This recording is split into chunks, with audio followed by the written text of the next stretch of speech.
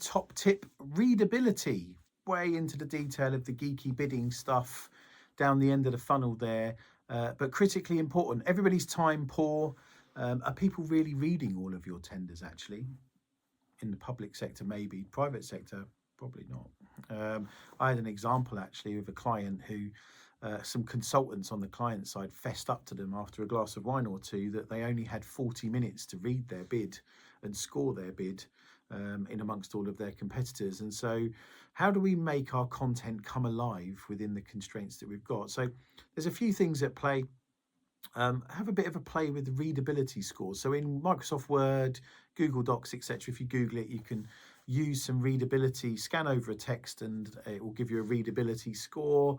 But there's a few basics in how that's driven.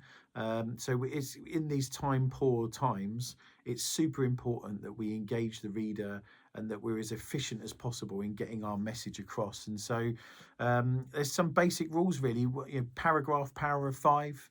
For instance, so we only want paragraphs that are about 5 lines deep and made up of about 5 sentences, a bit of white space around them.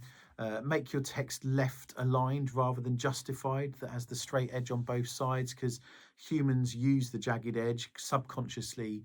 Our eyes and our brains use that jagged edge to navigate where we are. Otherwise, you find yourself getting lost and having to backtrack, getting lost in your content.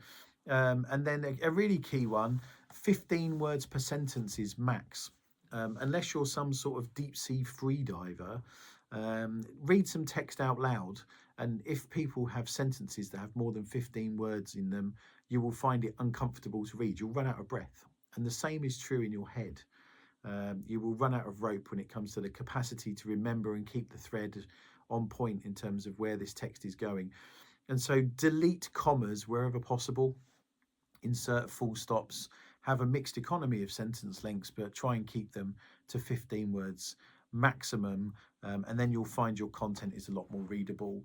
And then the last top tip, I think, in amongst that is signposting. So your use of headings is absolutely critical.